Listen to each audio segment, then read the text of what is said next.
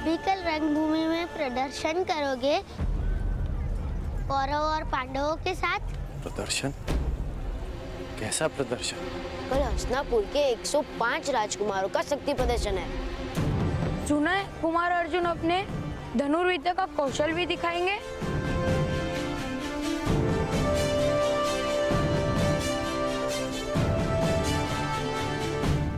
कल की प्रतियोगिता में कौन किसके साथ द्वंद्व करेगा, यह निश्चय आप करेंगे। प्रतियोगिता पक्षपात रहित होनी चाहिए महामहिम। आप आचार्य द्रोण पर संदेह कर रहे हैं गंधार नरेश? नहीं महामहिम, कदापि नहीं। मैं तो केवल मानवीय निर्बलता की बात कर रहा हूं। कितना भी प्रयास कर लीजिए, घुटना पेट की ओर ही मुड़ता है। और ना चाहते हुए भी एक माता अपने पुत्र के पक्ष में ही बोलती है महामहिम।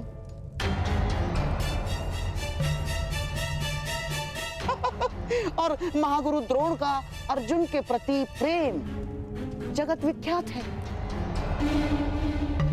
वो तो पहले ही घोषणा कर चुके हैं कि इस संसार का सर्वश्रेष्ठ योद्धा अर्जुन ही है। बस कीजिए गांधार नरेश शकुनी।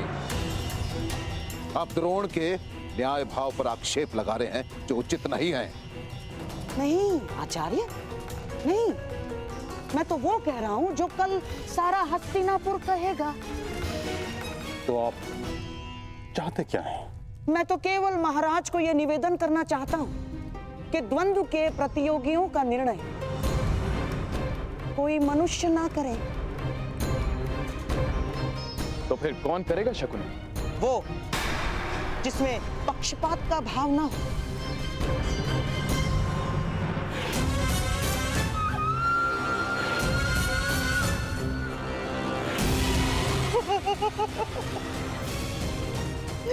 ये मेरे पास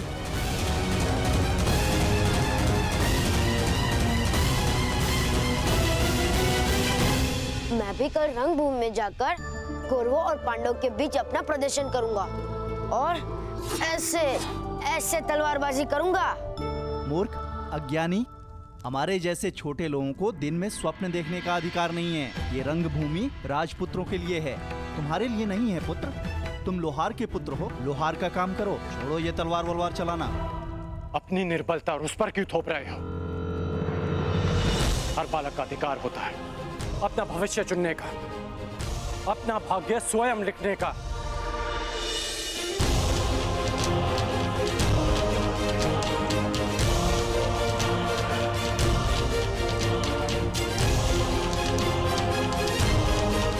छोटे मित्र, कभी स्वप्न देखना मत छोड़ना और उसे पूरा करने का परिश्रम करना भी मत छोड़ना। कौन से देश से आए हो मित्र? मनुष्य का भाग्य उसके जन्म से ही निश्चित हो जाता है, यही नीति है। यदि यही नीति है तो इस नीति को बदल दूंगा मैं। हस्तिनापुर के मस्तक पर अपने बाणों की नोक से अपना भाग्य स्वयं लिखेगा ये रात है।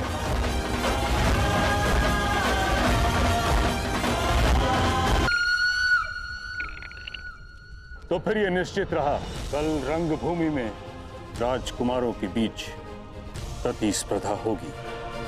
किंतु स्मरण रहे कि प्रजा को कदापि यह ज्ञात नहीं होना चाहिए कि जीतने वाला हस्तिनापुर का युवराज होगा। प्रजा राजकुमारों के कौशल का आनंद उठाएगी और हम सब ये निर्णय करेंगे कि हस्तिनापुर का अगला युवराज कौन होगा। कौन होगा सर्वोत्तम योद्धा। यदि यही नीति है तो इस नीति को बदल दूंगा मैं। हस्तिनापुर के मस्तक पर अपने बाणों की नोक से अपना भाग्य स्वयं लिखेगा ये रात है।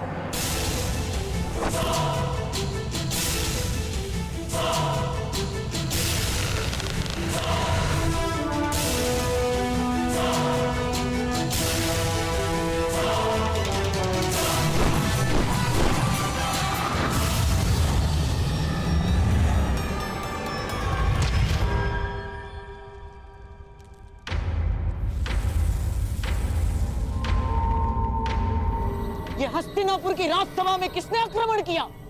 यह आक्रमण नहीं, किसी के आगमन का संदेश है। आचार्य द्रोण, इस बाण पर गुरु परशुराम का चिन्ह है।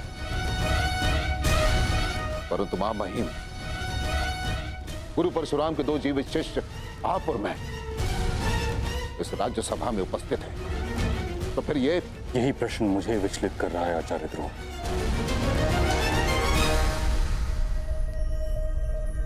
गुरु परशुराम का ये तीसरा शिष्य कौन है?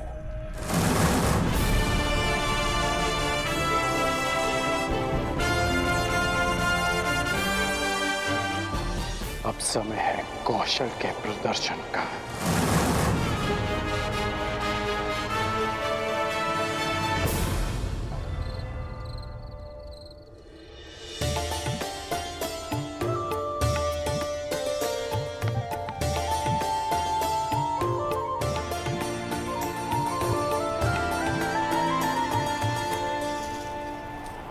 राधा, सूर्यास्त होने को है और वायु की गति भीषण होती जा रही है। लगता है चक्रवात आने वाला है। भोजन पक गया या नहीं? बस हो गया।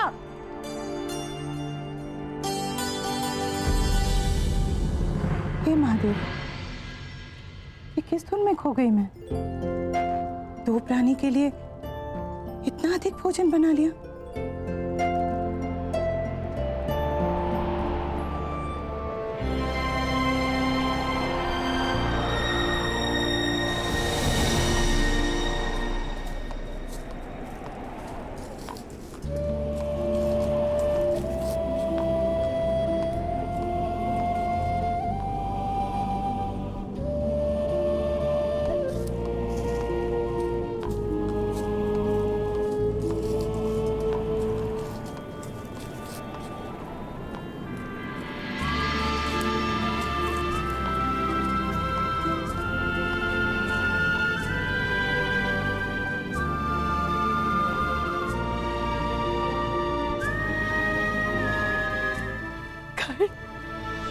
राधे कर्ण माता।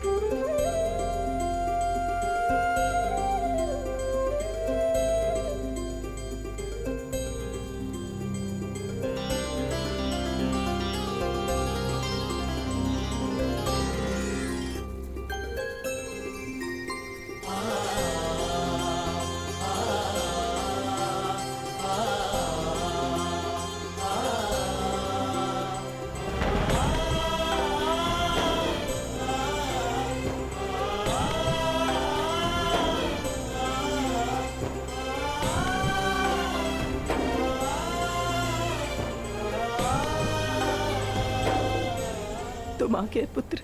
हाँ माँ, मैं आ गया।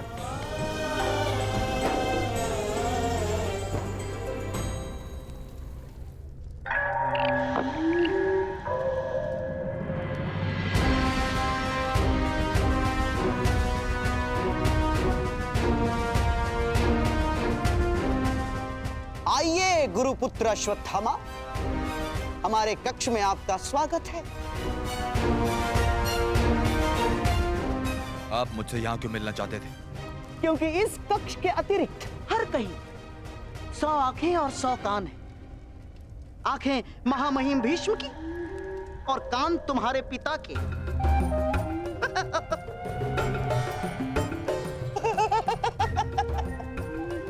और यहाँ इस कक्ष में हमारी बात सुनने और देखने वाला कोई नहीं।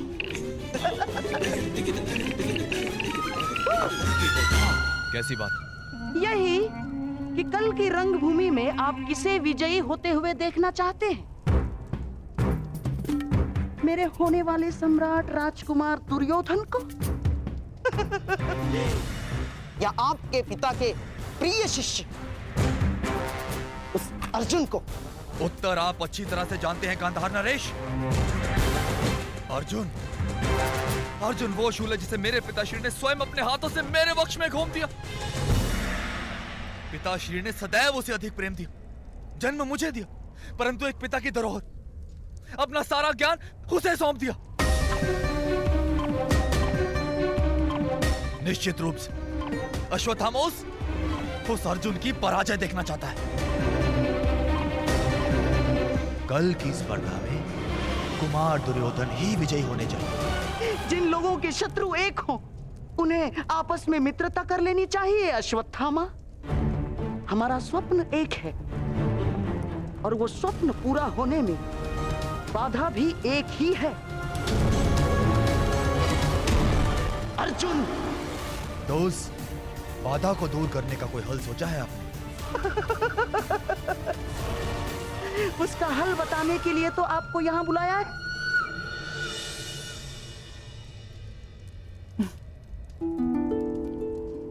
क्यों? आश्रम में भरपेट भोजन नहीं मिलता था? मिलता था, परंतु उसमें माता के हाथ का स्वाद नहीं था।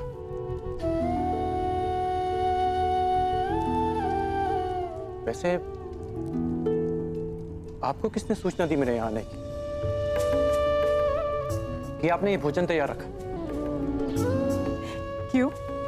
पूर्वाभास केवल तुम धनुर्धारी को ही होता है। तुम लोग शब्द सुनकर लक्ष्य का आभास कर लेते हो, किंतु माता का अपने पुत्र के लिए आभास सबसे अधिक शक्तिशाली होता है।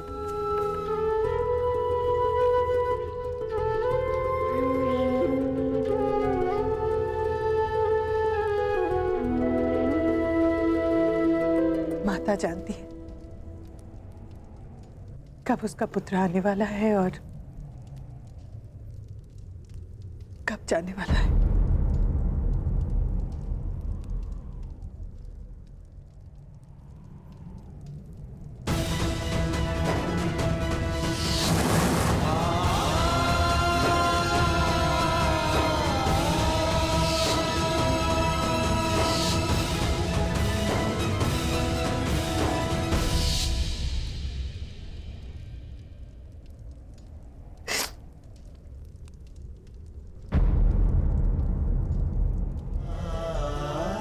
आभास भले ही ना हो, एक भाई की जाने की पीड़ा एक भाई को भी कम नहीं होती मां।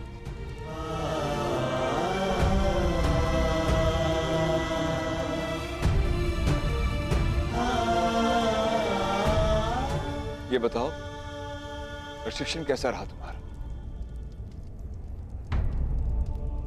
गुरुदेव को अधिक सताया तो नहीं? आप विषय को टाल रहे हैं।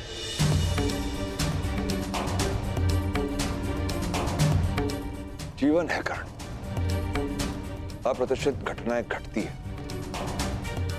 परंतु जीवन रुकता नहीं। परंतु आप भूल नहीं सकते, जो हुआ उसे जीते जी भुला पाना असंभव है, और स्मरण रखकर जी पाना भी संभव नहीं है कर्ण।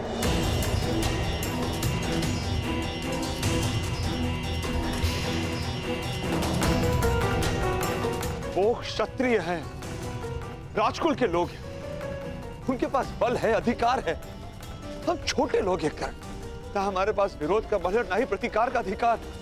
और उनके पापों का दंड ईश्वर देगा उन्हें। भगवान, ईश्वर, विधाता, कब तक न्याय पाने के लिए उनके सहारे बैठे रहेंगे आप लोग? न्याय मांगा नहीं जाता, उसे छीन लिया जाता।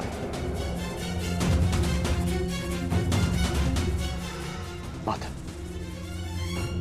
आप तो वासुदेव कृष्ण को भी ईश्वर का रूप मानती हैं ना? तो आप लोगों ने सुना ही होगा कि किस प्रकार वो यदुवंशियों के मध्य समानता का संदेश दे रहे हैं। उनके लिए सब समान है।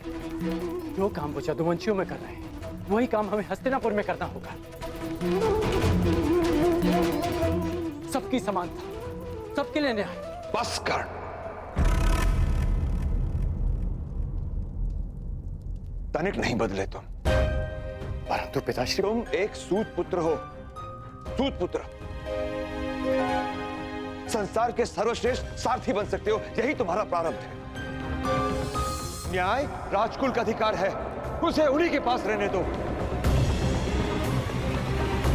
के सर्वश्रेष्ठ सारथी बन सकते हो, यही तुम्हारा प्रारब्ध है। न्याय राजकुल का अधिकार है, उसे उन्हीं के पास रहने दो। देखा है उनका न्याय, वो न्याय जो शोन को मिला था। मेरे भाई की हत्या कर दी गई, उसे मार दिया गया था। इसे आप न्याय कहते हैं?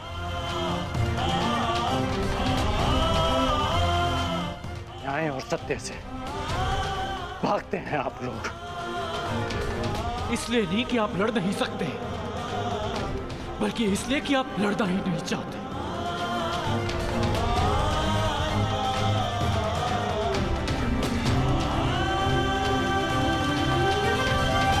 भागने से प्रारब्ध नहीं बदलता पिताश्री।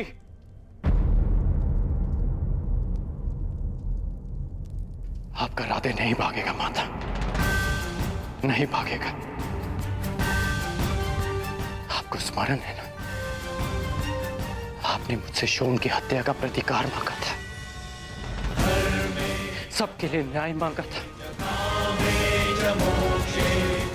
मैं करूंगा प्रतिकार माता, शोन को न्याय मिलेगा, हम सबको न्याय मिलेगा। और अगर नहीं मिला तो मैं उस न्याय को अपने बाणों से छलनी कर, अपने रथ से बांधकर घसीटता हुआ आपके चरणों में ले आऊंगा। ये मेरा वचन है आपसे।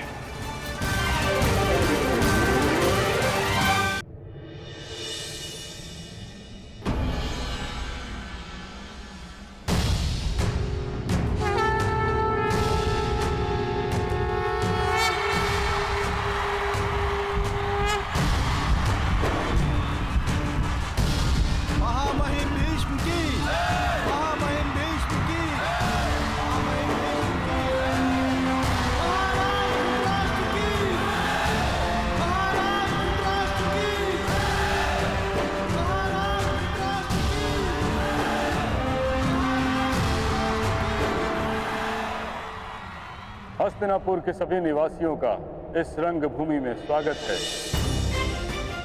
आज हस्तिनापुर के 105 राजकुमार अपने प्रशिक्षण का प्रदर्शन करेंगे, जिसके पश्चात आप सबको विश्वास हो जाएगा कि आने वाले कई दशकों तक हस्तिनापुर सुरक्षित रहेगा। हर युद्ध से, हर आक्रमण से हस्तिनापुर की ओर कोई चुनौती नहीं दे पाएगा। यद्यपि हस्तिनापुर का कोई शत्रु अस्तित्व में नहीं है, और यदि है तो यह उसको चुनौती है कि भीष्म के साथ साथ हस्तिनापुर में 105 योद्धा उपस्थित हैं उसकी सुरक्षा के लिए। ताक्षरी इतना समय क्यों लगा रहे हैं विदुर? स्पर्धा प्रारंभ क्यों नहीं कर रहे? अब प्रतीक्षा नहीं होती। मैं दुर्योधन, मैं जानना चाहता हूं कि अब मेरा उत्तराधिकारी कौन बनेगा। हमारा सौभाग्य है कि हमारे समक्ष गुरु द्रोण उपस्थित हैं, जिन्होंने अपने शिष्यों को पाषाण खंडों से निखारकर रत्न बनाया। वो स्वयं अपने शिष्यों का परिचय देंगे। हस्तिनापुर के वासियों, मैं आज बहुत संतुष्ट हूं। मां महिम भीष्म ने मुझे 105 दीपक सौंपे थे, और आज वो दीपक सूर्य के भांति चमकेंगे और हस्तिनापुर के आकाश को प्रकाशित करेंगे। अब आपके समक्ष वो प्रस्तुत होंगे जो 105 राजकुमारों में सबसे ज्येष्ठ हैं, धर्म और कर्म में चित, युद्ध में स्थिर, कुमार युधिष्ठिर। युधिष्ठिर, युधिष्ठिर। कुमार युधिष्ठिर की, कुमार युधिष्ठिर की, कुमार